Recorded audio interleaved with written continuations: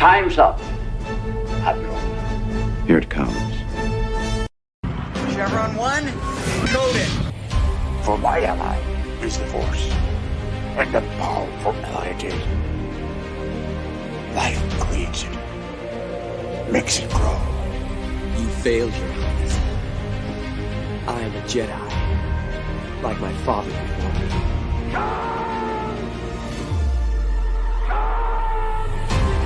Cry hammer, and let's set the dogs of war. Chevron 2 is coded. Conan, what is best in life? Crush your enemies, see them driven before you, to hear the lamentation of the women. It's all in the reflexes. I'll also say that you're heavy into martial arts, Tai Chi and all that killer stuff. I suppose we have to register you as a lethal weapon. Chevron 3 encoded. And somebody ought to belt you in the mouth. But I won't. I won't. The hell I will. Chevron 4 encoded. Do you expect me to talk? No, Mr. Bond, I expect you to die. Chevron 5 encoded.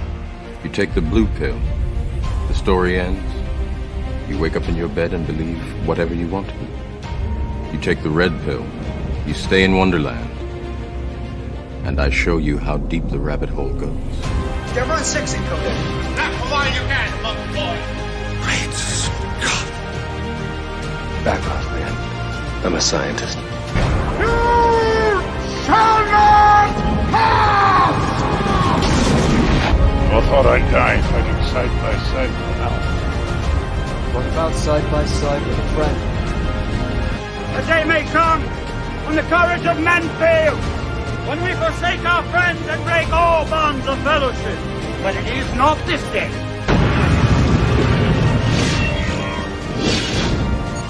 Chevron 7 is locked.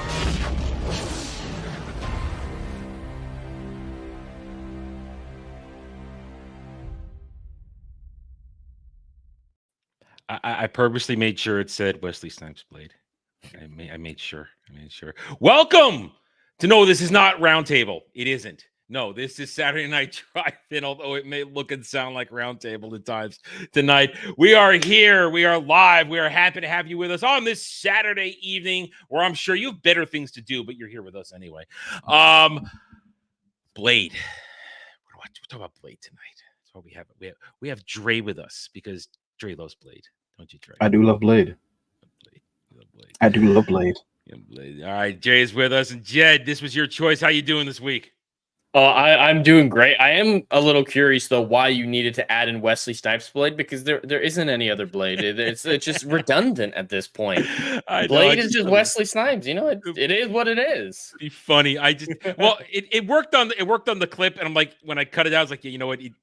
I'm gonna just double down on the fact that there is one Blade, and there always will be.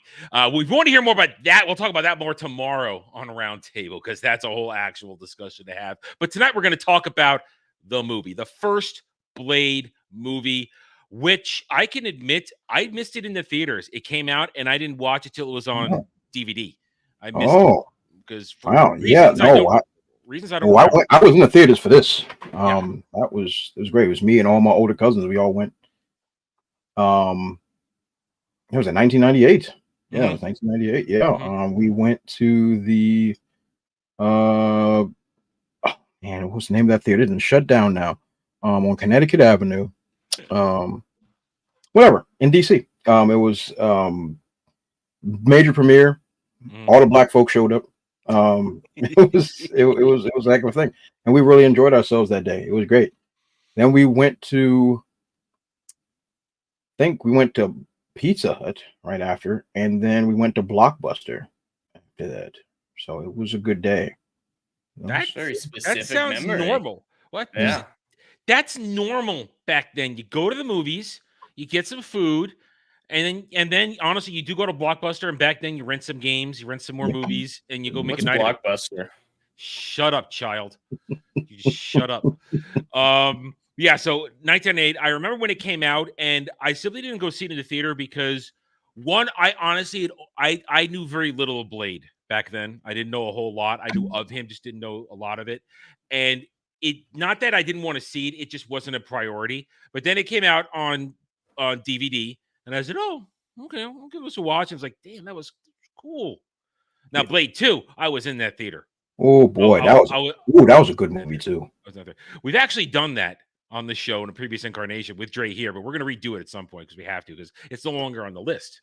So, and I wasn't there for that one. And you weren't there for that one. That's why. All right. So, Jed, this was your first time. This was your choice this week. How you feeling starting the show off right now? Well, yeah, so this was my first time ever watching Blade. I've been aware of it for, years, of course, and always knew that it is primarily responsible for Marvel not going bankrupt in the 90s, and we only had the MCU because of this film, and now I completely understand why. Yes, there are some plot issues with this film, but nothing that's untoward. And yeah, very small stuff, and it fits with the tone that I'm okay with it. I still recognize that there are those problems, but this film was just a lot of fun, which is saying a lot for me because I don't like vampires. I don't care for vampire stories. Underworld, you hated it. I did not give a shit. Yeah. I don't care about vampires in pretty much any incarnation. Vampires just don't do it for me. But this film, I greatly enjoyed. A lot of the lore was interesting. And Blade, of course, was a complicated character. And that's one thing I really like. They didn't shy away from the fact that he's an anti-hero. They started out strong that, he's responsible for that one dude turning zombie, the autopsy doctor going zombie. He's entirely responsible for that. Let the flunky live. Yeah. Yeah. A lot of people died because he wanted to experiment. And he never addresses that because that's not in his character. It's a war and casualties happens, and he's come to accept that fact. And it's just very consistent. And I like that, seeing a dark superhero that doesn't have to go on this heroic arc to become a better person or something like that. It's much more Punisher. And that's something that I really appreciated is sometimes anti-heroes don't need to be redeemed. And I think Hollywood these days definitely needs to learn that. We definitely need to be reminded of that. Bad guys, it's okay to be a little bad in certain stories when it makes sense and it's good for the character and the world building and whatnot.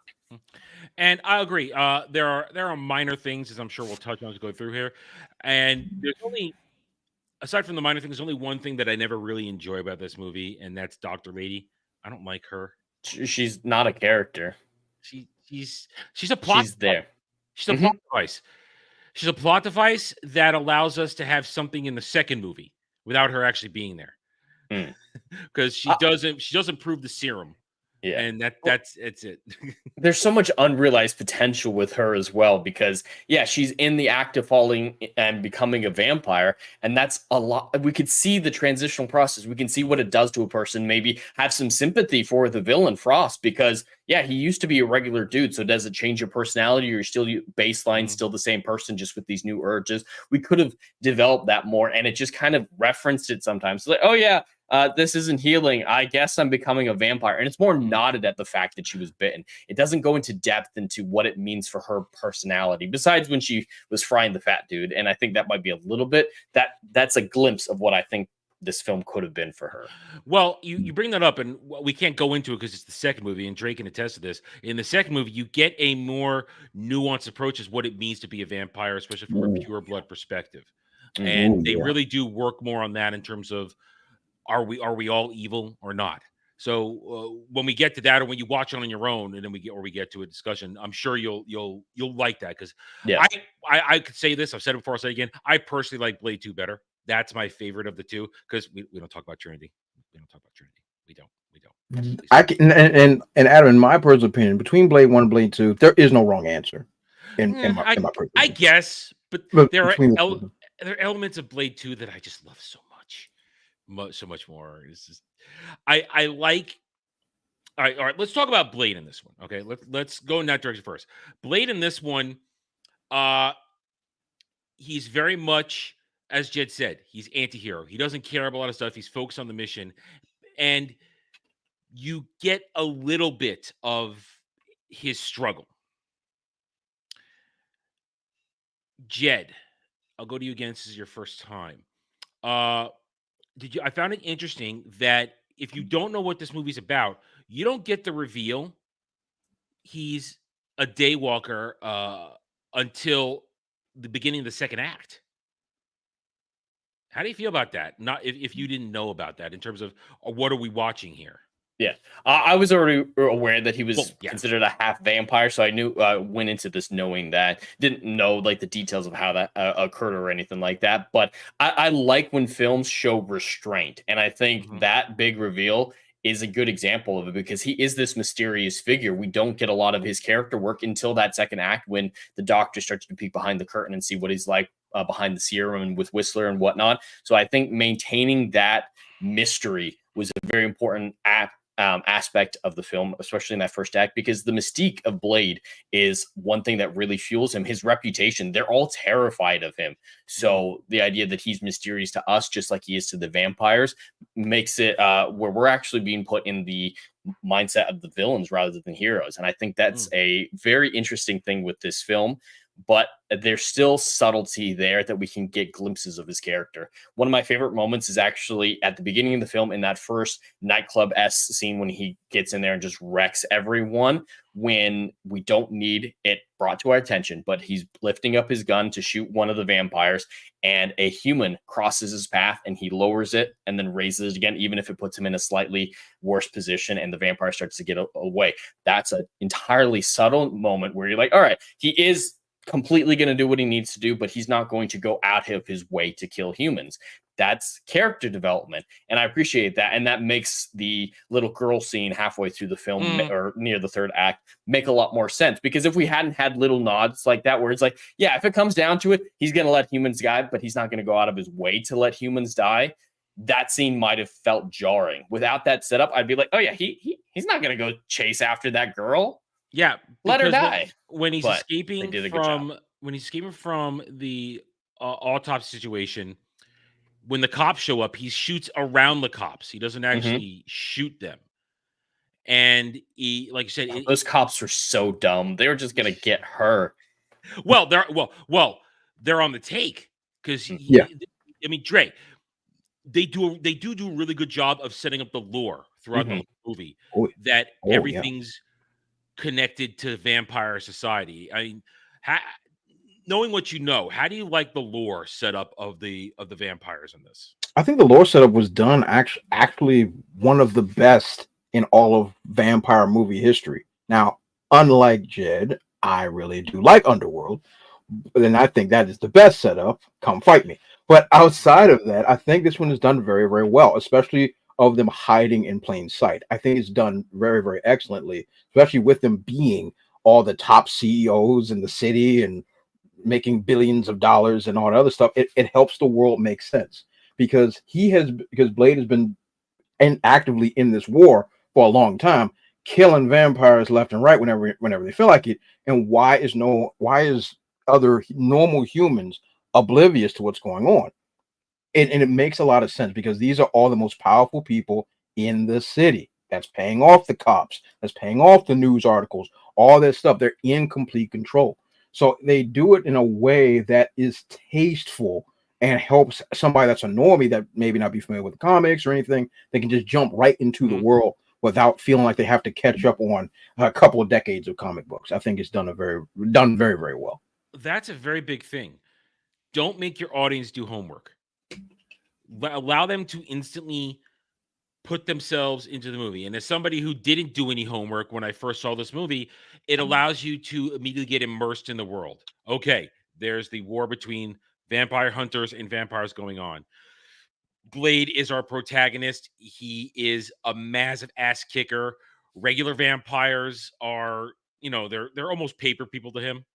They don't really put up much of a fight. It takes a higher level vampire, an older vampire to maybe mean something. But even then, I always like it when a world is so developed that you get politics of said, I guess, I don't want to say organization, but I guess society, the vampiric society. Yeah, the hierarchy. The hierarchy, that's a good point. You get understanding. And what you have in this city, Random City, USA, because unlike Blade 2, which I think specifically takes place in some random city Euro, Random City USA, they make it nice and clean that, okay, this is just a section of the vampire world, and the representatives there are representatives of the grander scheme. This isn't all a vampire nation. It's just a section of it controlling this.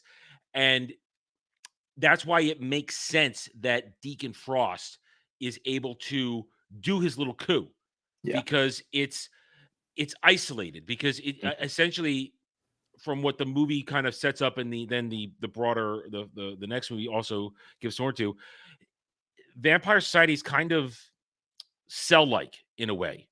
They operate, there is a core, which we'll learn about in the second movie, but they all kind of operate individually based upon a very hierarchical, aristocratic, pure bloods ruling over, what would it say? Converted? Turned. Turned. Thank you. And there is a definite, I don't know if the movie intended to do it, but the class system commentary is prominent. I mean, how do you feel about that kind of thing in this movie, Jed? Well, you actually highlighted something that I really wanted to bring up, is the broader world of Blade outside of Random City, USA, because we've often discussed this. When world building falls short, you're left asking the question, what is happening outside of this city? Like when we were doing Equilibrium, we were asking, hey, is the rest of the world like Equilibrium, or like these outskirts to the city? Like just a little bit more depth. It's not necessarily essential, but world building is good when you can infer. And with the references we get with a hierarchy, especially the references to a treaty with the human politicians, I really like that aspect of it, because, the police are clearly on the take. They're influential people. So the Earth human government would be aware of them. They just have to be, if they're that large. So they explain it away. I'm glad they didn't go full underground society where they're like, yeah, we're all the most influential people, but none of the other influential people know we exist. So we can infer, all right, this treaty exists. So what we're seeing now is very representative of where we could go any other city and see a very similar structure.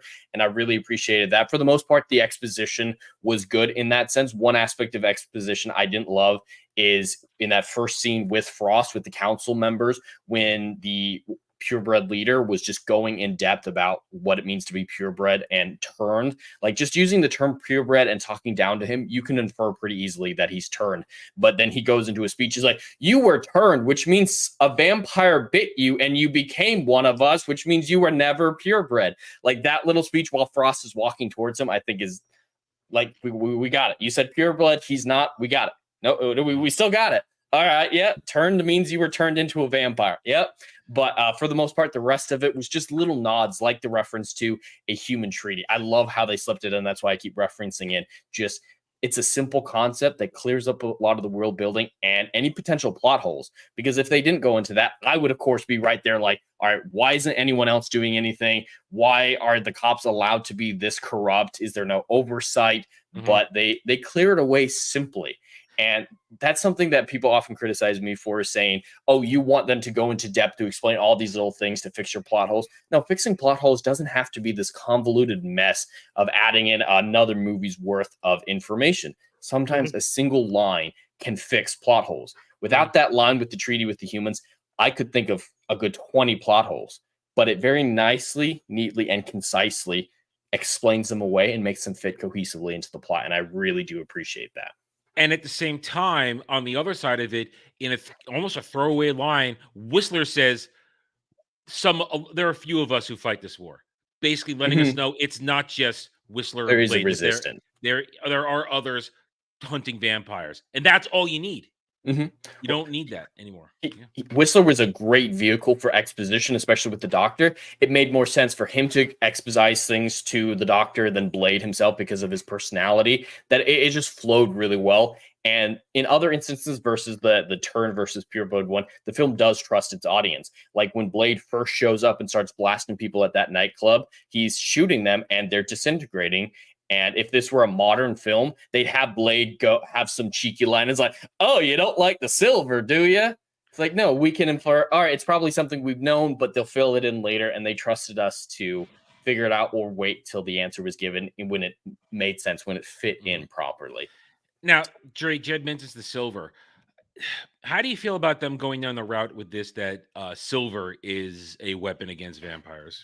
And see, that's something that I initially I didn't have a problem with until later, because historically silver is werewolves, lichens. You know, that's their thing. I think that I don't know why they implemented it that, except only thing I can think of is about nickel poisoning. And when Blade was being written, there was controversy around if nickel does have, which we know now, obviously lead in any form of, and mercury of any kind in our bloodstream is messed up. Yeah. But I think they were trying to say that this type of silver is having adverse effects because that these type of vampires are closer to human than normal vampires. That's from mythology. Yeah, that's the only thing I can equate to, because I remember when they were doing the development behind that on why that was implemented, because they kept the garlic and all that stuff. But I thought, I still personally I don't like it. I've never been a fan either. I'm not a fan of silver thing, but I can understand it because, like you said, I understand it. It's also a vehicle through which you allow Blade to do mass vampire killing in an instant. Yeah, with absolutely. Of the options available, I think it's the best option that they had. Because I don't want them to go the supernatural route in this type of film. I love it in Supernatural, but just decapitation is the only way to do it. Like, it's very simple, clear cut in Supernatural, but I don't think that would work in Blade.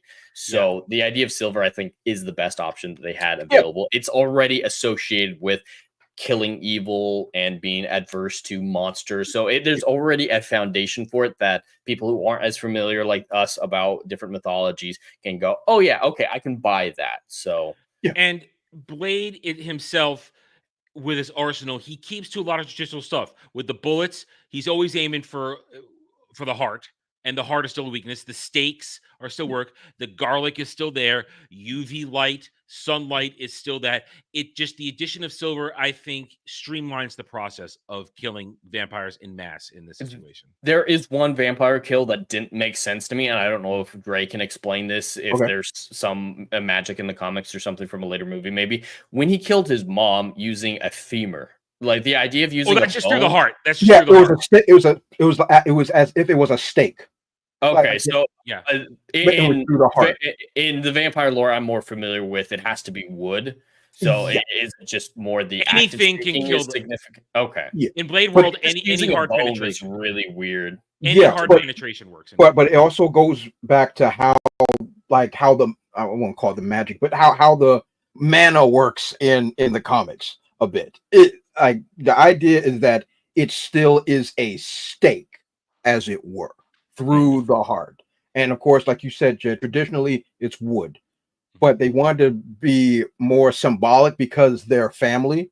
And so it was like a bone, as in like bone of my bone, whatever, and thrusting it into it, and she is being killed by her own son. So it's supposed to be a little bit more symbolism than actual direct, but it still kind of works that way. But no, but your question is absolutely valid, because it doesn't work like that any other way. But and like you guys were saying about the silver, questioning it, the bone was more what was making me question the rules of this world. Basically, in Blade vampire lore, anything through the heart is enough to end it. The heart is still the ultimate physical weakness of any vampire, and sunlight is the ultimate weapon. UV light is the ultimate weapon against it.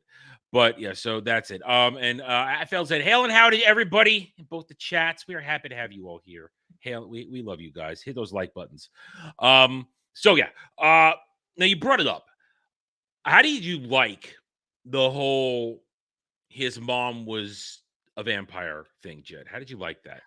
I'm split on it. So obviously her being a vampire and still being around makes sense with how well the regeneration works. She was already partially vampire anyway. I can completely buy that she survived that. Little bit of trouble that he never tried to track her down, and he somehow had memories of his birth. A lot of that was a little weird to me. My bigger problem with it is I find it very cliche when a primary villain that you happen to come across has major connections to your origin story. So my bigger problem was that Frost was the one who turned his mom. That specifically is what I had a problem with. It's super cliche, and it felt very lazy. I like his mom being involved. I think they could have cleared it up with just saying something like, yeah, another vampire turned her, but because I am acquiring power, I'm acquiring vampires, I acquired her, and then I found out your connection to her, and I latched onto her and made this situation happen. Like, he took advantage of something he would logically come across, but the fact that he's responsible for it, I really am not a fan of it. It's basic storytelling. It's stuff that you expect from 90s and 2000s, even 80s storytelling, where everything has to be connected, even if it doesn't make sense. But it still irks me to a certain extent. I mean, Dre, I am by no means a Blade lore guy. Is there a storyline with his mom in the comics? Not to my knowledge. Not off the top of my head. I don't recall that. The origin is accurate. Now, I recall his mom dying in the comics. Now, granted, nobody stays dead in comics, so let's just put that out there. so I cannot recall off the top of my head if there was actually an active story in which his mom comes back and be part of a story. I strongly doubt that. I think that's Hollywood movie magic. That's my opinion. In regards to the same thing with Jed, as far as his mom being involved, of course, it was absolutely cliche. My problem was Sanaa Lathan had her clothes on the whole time. That's my issue. That's a good problem to have. Well, she was lounging. It made more sense in that bed. Yeah, it's rated R. Take advantage of it. When her semi reveal early on, when the bed sarcophagus opens up, was that a dead giveaway at that there? I didn't recognize her. I guess I wasn't paying attention. Well, they avoided her face, but you're thinking, all right, there's a black lady in the bed. Yeah. I mean, but I still don't really have too much of a problem with it because it is the time period. Because of the time period, that is exactly how just about every villain hero arc worked. Just about every single one. It's like, oh, I remember your daddy from 1962. Like, it's always something like that. So I really didn't have too much of a problem with it. I can see from Jed's point of view why it would irk him. I get it 110%. But that's just a victim of the time. But it's not Lathan.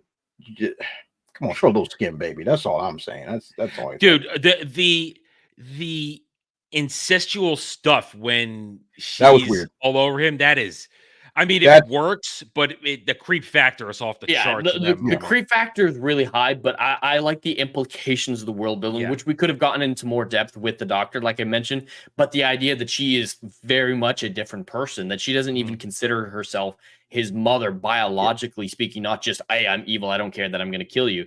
But there were implications to that I really enjoyed thinking about. The film obviously didn't delve into, but yeah, it was creepy as hell. Yeah. But I kind of like the idea of its inclusion and would have developed that much further. Now, we mentioned Deacon Frost, played by Stephen Dorff. I found him very cliched villain. He's a 90s villain. Yeah. He could have been anybody. He's not even Deacon Frost. You could have put freaking Elmo there, and it would have been the same effect. Like I got no beef with Stephen Dorff. Stephen Dorff.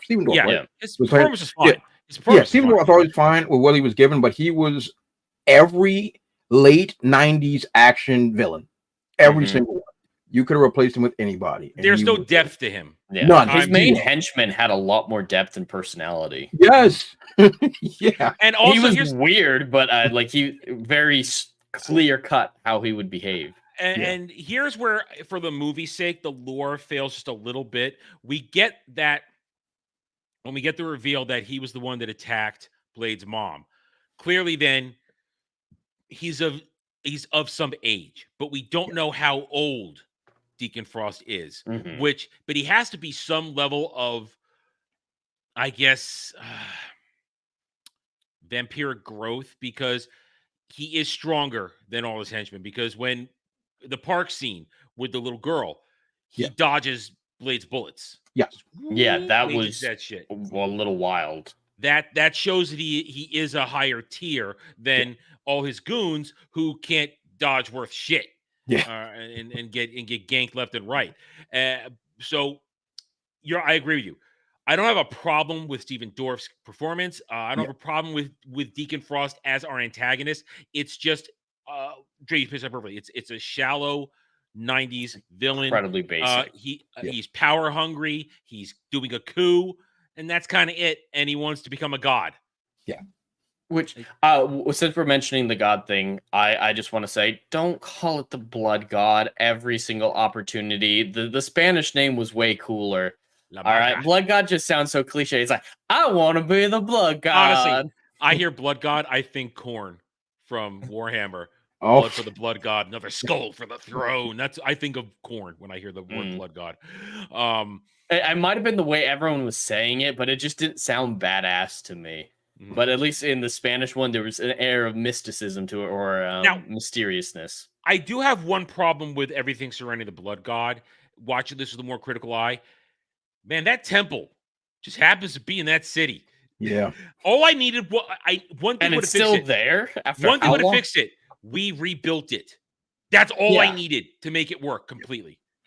If there was a time lapse, because it's implied that he only getting this information during the events of the film, like that simulation, which, man, 90s computer graphics, that was a very different thing. But the implication is that they get that information during the film. But if they had, set up that maybe they had it beforehand and then they built this with that information, that would have been a lot better. I would agree. And I agree with that, Jet, especially when you had the archive library. That was featured. You could just really use the archive library to make the excuse that this temple was rebuilt. Like all the dominoes were there. They just needed the words and knocked it over.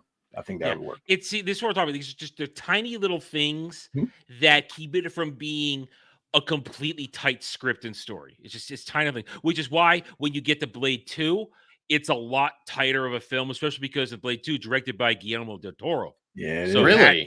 Yes, it is. I did not know that. Yes, it's a definite upgrade in production quality and direction in the second. And body horror. My lord. Oh man, yeah. And just as a reference, without spoilers for Jed, comparing the villain of Blade 2 to Deacon Frost, there's a whole lot more. It makes all kinds of sense.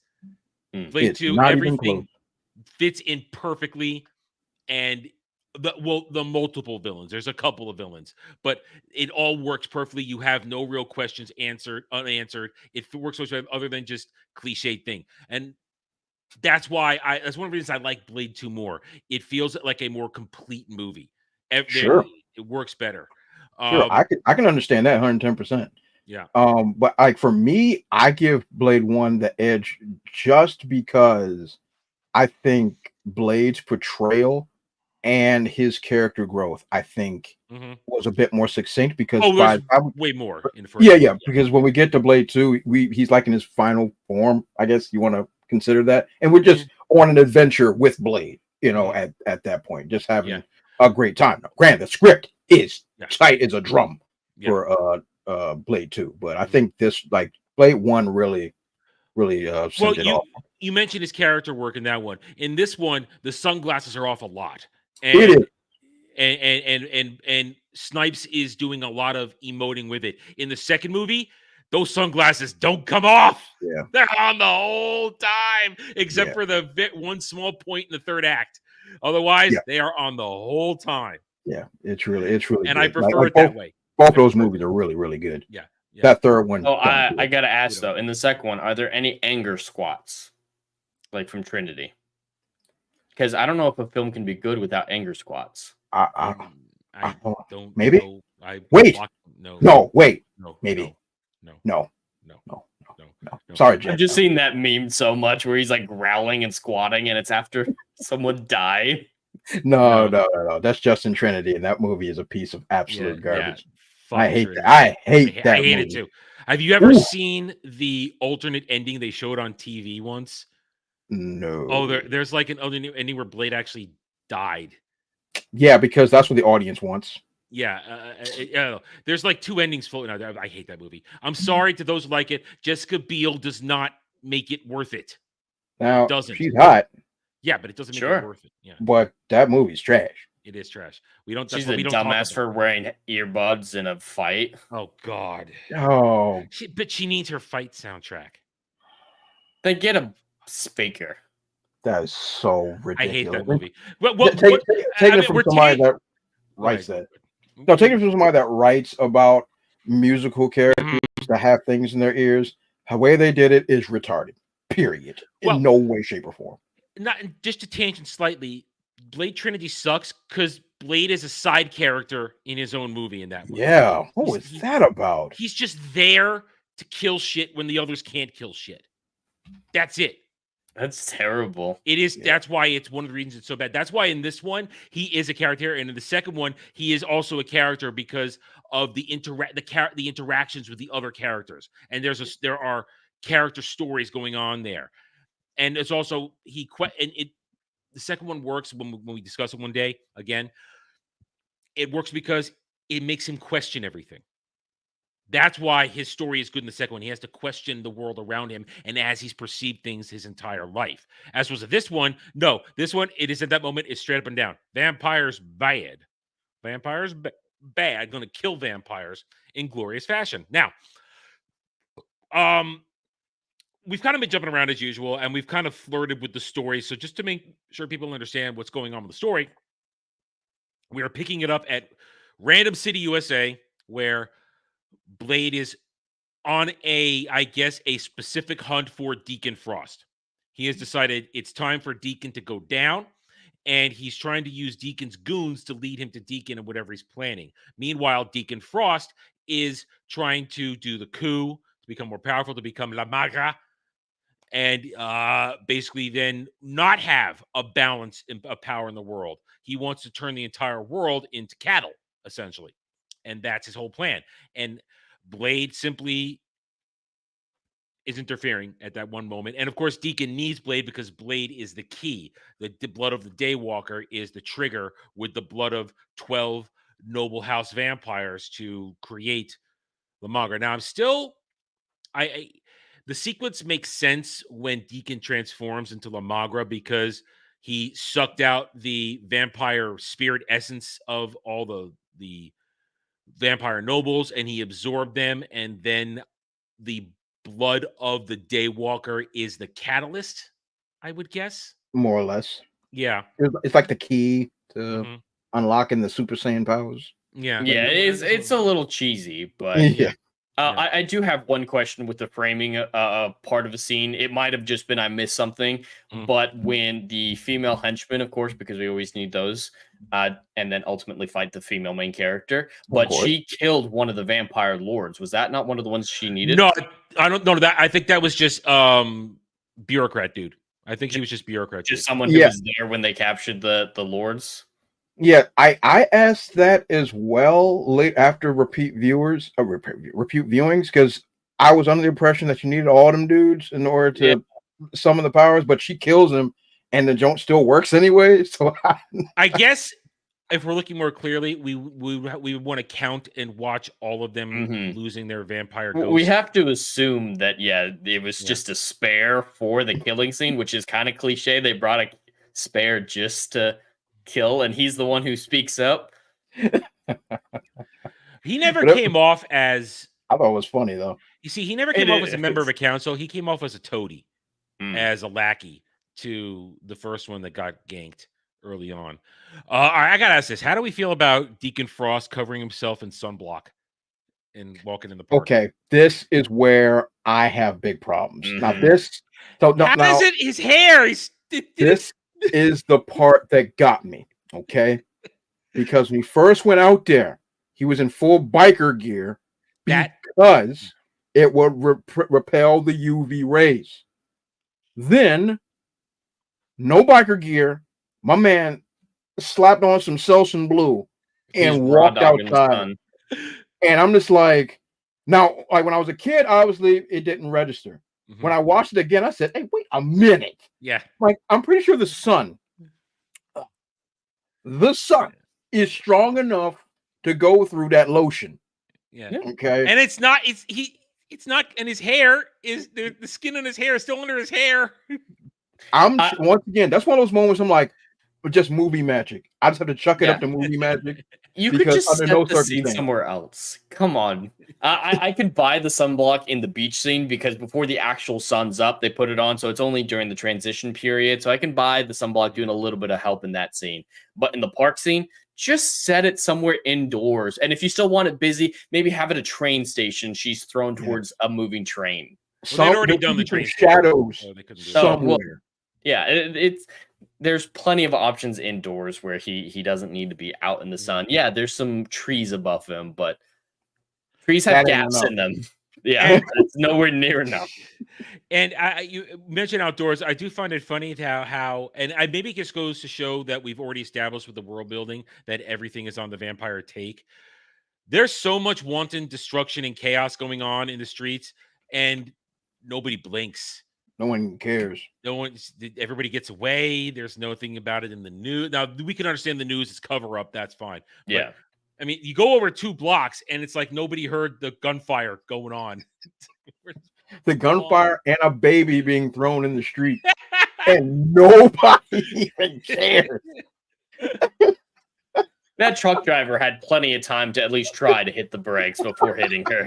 No, hey, dude, that was some sort of Chinatown. I saw by the signs behind it, so they Yeah. don't really care. That makes sense, yeah. They don't care. All right, let's talk about let's talk about what we've already mentioned in passing.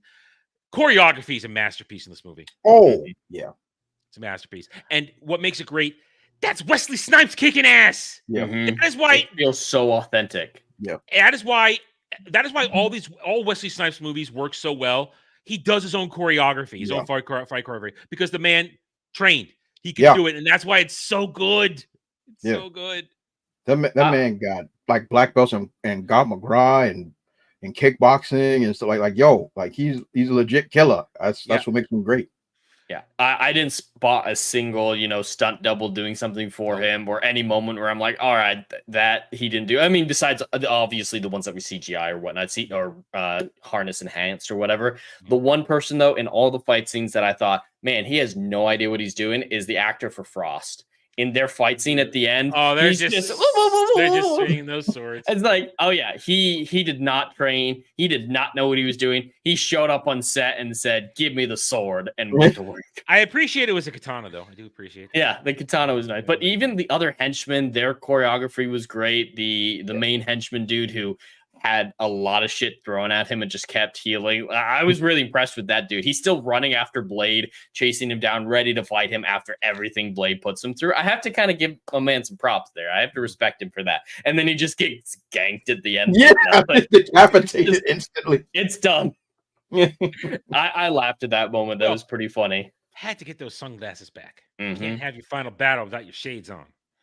But I wish Deacon Frost would have spent a week and trained at least a little bit more. Well, they gave us a little bit of the fight there, but then I like the way the fight ends with the anticoagulant. It was set up really well. I can totally buy an intelligent character like Frost, assuming that was Blade serum. Like, there's plenty of times when villains make stupid decisions and that facilitates them losing entirely or just contrived nonsense. But considering what he knows, it makes total sense that he would make that assumption.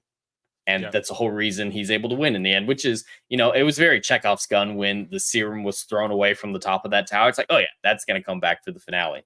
But it makes sense. I can buy why the blood god would have trouble with a blood coagulant or anticoagulant. It's good setup and payoff. It's not very complicated, but it works. And we appreciate it. And it's also an interesting way to end the fight. Where you're dealing with somebody like that now, and Dre will now attest to this, that comes back in the second movie. It's not so effective in the second movie. Indeed. Very true. And like, and the thing is, like, I really like that ending fight scene. All the choreography worked. All of it was great. Wesley Snipes is doing Wesley Snipes things, showing off in between kills. Like, all of it was perfect. It was great. Even the fight against Frost, I like the stupid sword like salad that he did. I got a kick out of it because it also speaks to his character. It also speaks to his character because he's a cocky, good for nothing skeezer that really doesn't have skill but is power hungry. The only reason he's holding his own is because he's OP. If he wasn't OP, he would have got murked. So it kind of still fits. Without blood god powers at that point, he's got nothing. He's less than nothing. Yeah. Less than nothing. Yeah. And I think that worked really well. And I think, and like, I don't think we really mentioned Dr. Jensen at all, but I love Dr. Jensen. I thought her character was great. I thought she was a really good fish out of water character. I thought she was hot. Everything about for me, her character worked, except her miracle cure at the end to not be a vampire anymore. That was kind of weird. But other than that, I really liked her. I really thought her character worked. She didn't really have much of an arc, personally. See, that's the thing for me. That's why she's kind of a nothing burger for me movie. She's just kind of there. I mean, she's supposed to be the pedestrian's view, the normie's view into all of this, but we don't get enough of it to make her be significant. She's not a bad character. She just does nothing for me as a character. That's okay. That's where I can understand that. Yeah. I can understand that. Like, but for me, usually, because usually when you have those damsel in distress-esque characters, they're useless the entire time. And she goes from being kind of useless to actually kind of useful.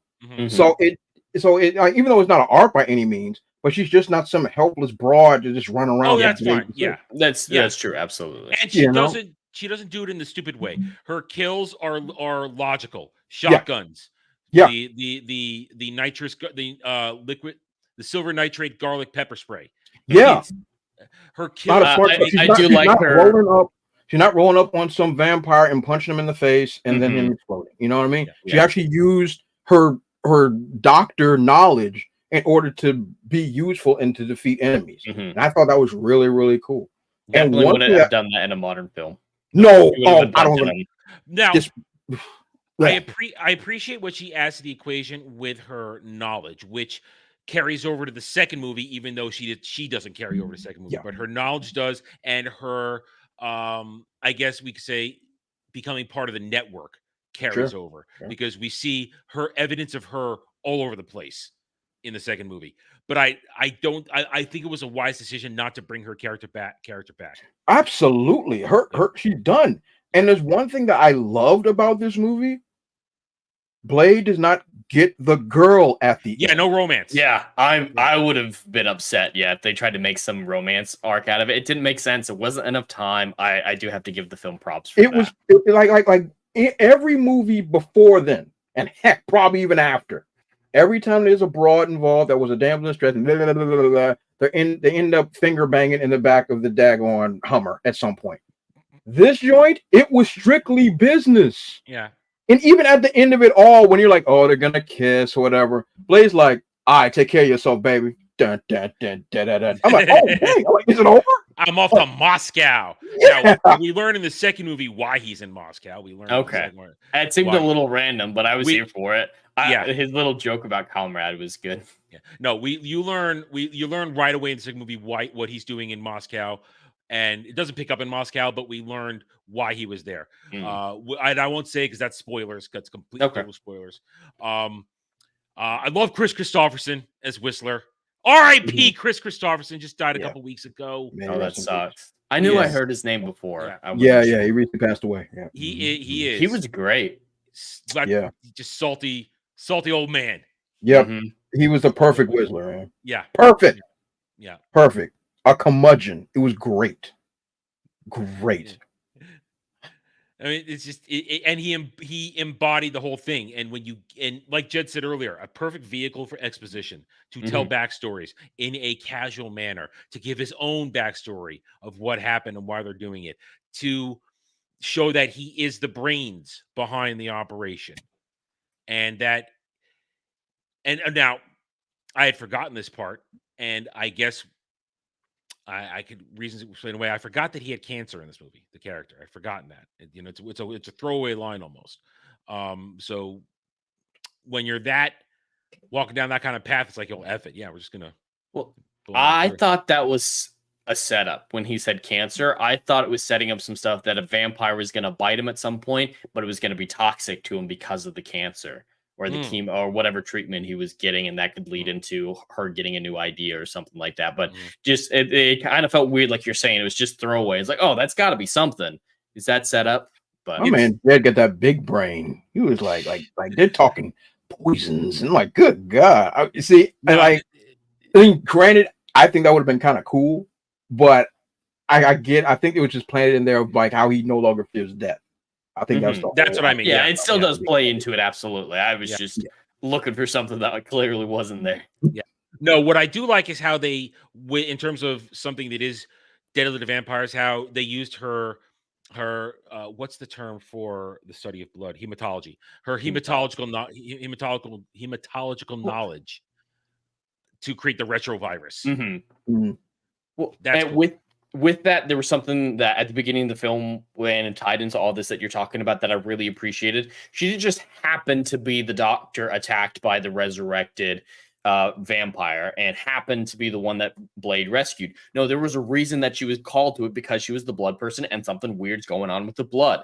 Like, I really was worried that something like that would happen, because I knew she was in the film. I didn't know she was a blood doctor or whatnot, but I knew she was a doctor, some kind, working on a cure. And I thought, oh yeah, Blade's in a hospital, fight sequence, and randomly picks up blood doctor without realizing it. No, she had a very good reason for being in the room with the vampire, and that set up the whole thing. And I appreciate it. It's a little thing, and it obviously sets up the rest of the film with those slides that she started off with. And it's so easy. This is what I'm saying. Like, this film isn't a masterclass in how to make a plot or how to write a story, develop characters. It's just basically good. And that's something that we can't get in modern films. These simple things about world building, these simple things about, all right, how do we get these characters in a position that makes sense for them to be there? Just these simple questions with very simple solutions are completely over the heads of every modern day writer, it feels like. It's an easy formula. It's a simple formula. Just don't complicate things. Don't stray. Don't go beyond the scope of the movie. Like we said a minute ago, you didn't need a romance aspect to this, because if it would have felt weird, because because Blade and the Doctor, they had no connection other than business. She's not the one who was sitting down having deep conversations with him. All her deep conversations were with Whistler. So there were no quiet moments with them. She didn't catch him in a vulnerable moment. He didn't catch her in a vulnerable moment. It was all business. Like, well, if you start to turn, I'm going to kill you. They had an opportunity to do it, though. Like, you're talking about a vulnerable moment on the train when he had to take his serum. I was like, oh no, this is when they're going to start the romance plot line. This is when they're going to do it, when he's, struggling from the serum. She's going to hold his hand and pet it or something. I was like, oh, please don't do it. Please don't do it. And they didn't. And it would have ruined the film for me. Yeah. Big time. Well, let's see. Anything else? Soundtrack. It's a normal soundtrack. The soundtrack of the second movie is so good. This one's just kind of a normal one. It was a normal soundtrack, but I love the rave and the beginning of the movie. That soundtrack. Now, I've never been into electronic music and never really been into techno, but me neither. Just something about the atmosphere, the pacing, the perfect song for the perfect scene. And that song lives rent-free in my head till this day, decades later. It's in there. It's never coming out. The one that lives rent-free in my head is third act, grand melee scene. It's on, you motherfuckers. That's the one that lives Some of those lines were funny. That's the one that's in my head. Also because there are wrestling moves used in that fight. I love that so much. Ooh, good point. He superplexes a guy. Yes. Yeah. That joint was mean. I love it. All right, so we kind of gotta. If you guys don't have anything else you want to add, we have to draw this to a close, because 3 times now I've almost spoiled shit for Jed in part 2. Yeah, I literally had to close my mouth for a hot second. I had a lot of things spoiled before for these films, so it's not a super big deal. But I do have a couple things. I don't want to be the guy that did it, so I have caught myself 3 times now, and if we keep going, it's gonna be bad. But we're at the end anyway. You guys want to add anything else, Jed? Yeah, just real quick, a couple things. The first one, just another reference to, it was a 90s film or whatever, an older film, so they had to do the cliches. But my problem is they didn't do it once. They did it twice in the span of 10 minutes. The classic villain tries to kill the hero with something and then walks away. In the span of 10 minutes, we got the doctor thrown in a pit with the zombie. They walk away. They put Blade in the machine to drain his blood. They walk away. Right fucking next to each other. I get it's a cliche. I get it's suspense building. I get that you've got to do this in these old films and it's whatever, but right next to each other, if if any of the villains had just thought, you know what, I want to listen to her die from the zombie and just stood there, there's no film. It's over. The bad guys win. And the main henchman dude, he's clearly the type of person who'd be like, can I listen to the zombie killer? I want to hear it. Or just done it himself.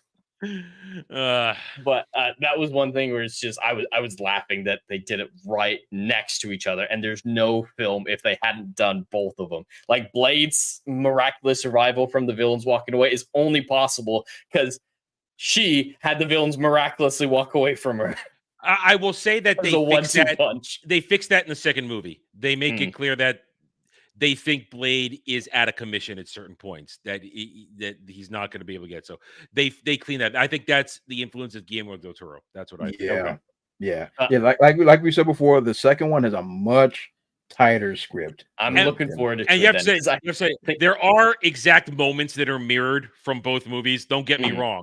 It's exact. Okay, we're doing this again. We're doing it again. But the second one, it's tighter. It's cleaner. It makes more sense. Well, then I'm looking forward to the second one a lot because I thought this script was decent, way better than I expected. I thought it would just be mindless zombie vampire killing and then be done. But there was some talent brought into this. People definitely cared. There's definitely people of talent. But there's one last thing I wanted to mention. I told Adam about this at the beginning, and the people watching over on my side of YouTube will understand it because it's in the title of this stream. But Dre, have you seen on Twitter recently? You might not have been in the loop for this, but there was a question asked recently by Shadiversity, a YouTuber in our sphere, who I actually love his channel. You should all go check out Shadiversity.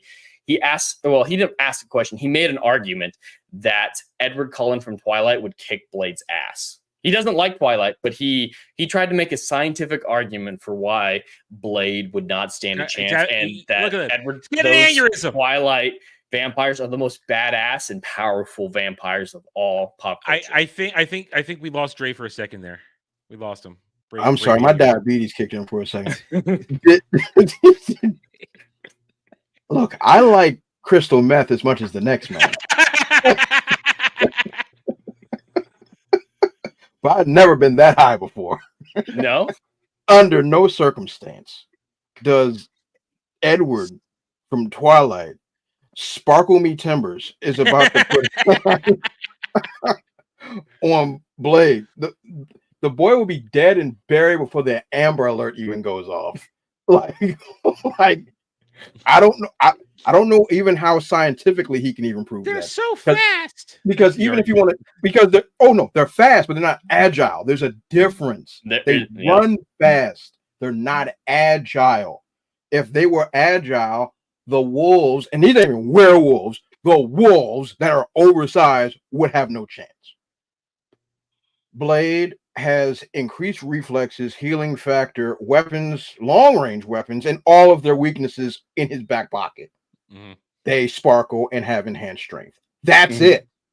Yeah, I went into watching Blade thinking about this question to see what I would think beforehand. I wasn't quite aware of how strong Blade was or what his abilities or anything were. All I'd seen is Deadpool versus Wolverine, and that really isn't a good showcase of his abilities. So I wasn't sure. Yeah, snapshot. It's very much a snapshot. So I wasn't sure if Edward would legitimately win. Obviously, Twilight was garbage, but I wasn't aware of it. But as soon as I watched the film, it was like he fought someone with super speed who was super agile at the end. Did great. He's got enhanced strength. He can rip Edward's head off, no problem. It seems to be the primary method of dealing with vampires, and he has used fire, and that's another way to kill vampires in the Twilight films is fire. So, yeah, Blade with prep time to know this type of vampire's weaknesses, no problem whatsoever. But even without prep time, with the classic Batman argument, he's going to last long enough to figure it out and experiment. Yeah, it won't take long. No.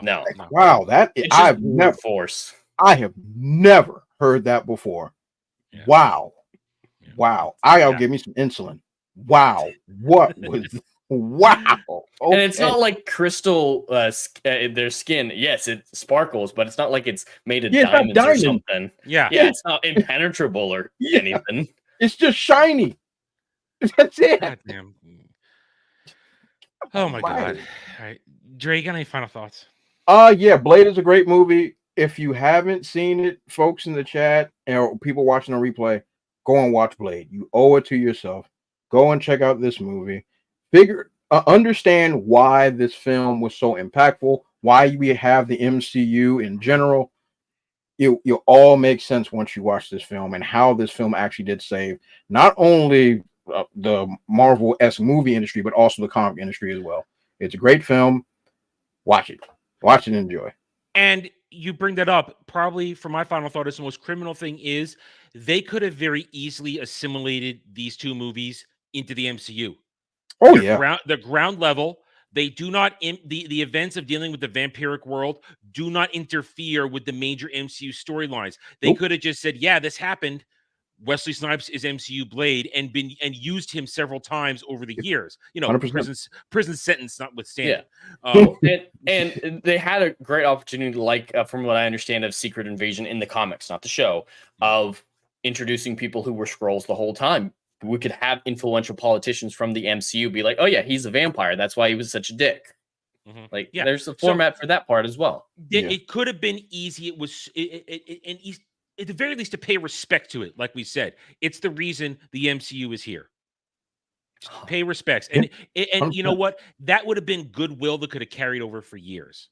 But no, as we'll talk about it tomorrow on Roundtable, no, they had to spend the past 5 years now trying to make Mahershala Ali Blade, which nobody asked for and never will be. But that's a discussion for tomorrow. All right. Also pretending like Black Panther's the first black superhero. Oh, God. Oh, God. Give Blade some respect. There's no Black Panther without it. There's no MCU without Give Blade. Robert Townsend, Meteor Man, some respect. Hello, Meteor Man in the building. Let's get it done. I'm getting real tired of all these firsts decades later after some other black guy already did it. Ridiculous.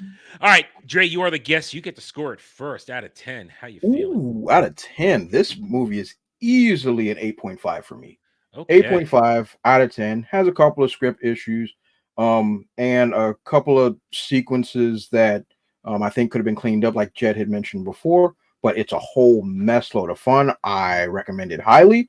It's, if you're into action and fun, and for the most part, a very, very solid story, this joint is going to do well. So 8.5 for me. Okay. Jed, it's your week, so you get to go before me.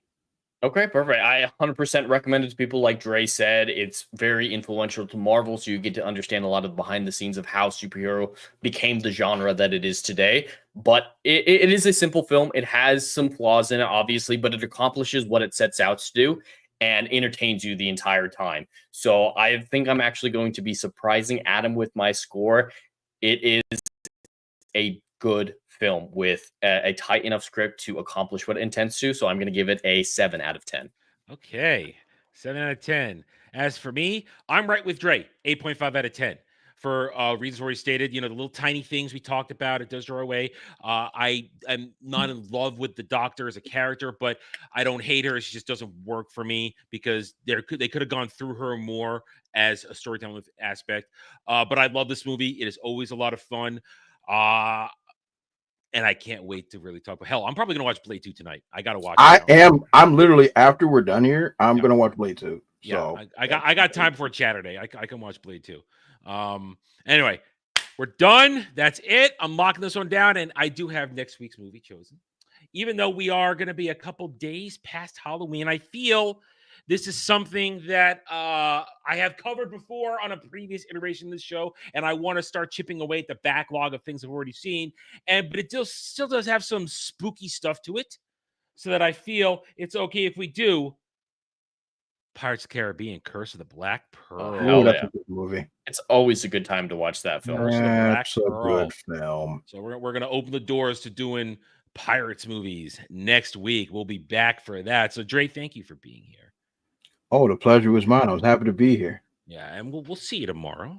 We'll see you tomorrow on Roundtable. Thank you, everybody, for joining us tonight. We appreciate each and every one of you. Wait, damn it. Button click. We'll see you guys tomorrow. Hit those like buttons. Catch you on the replay for further stuff. I said that all wrong either way. I'm getting out of here before I butchered it even more. Good night, everybody.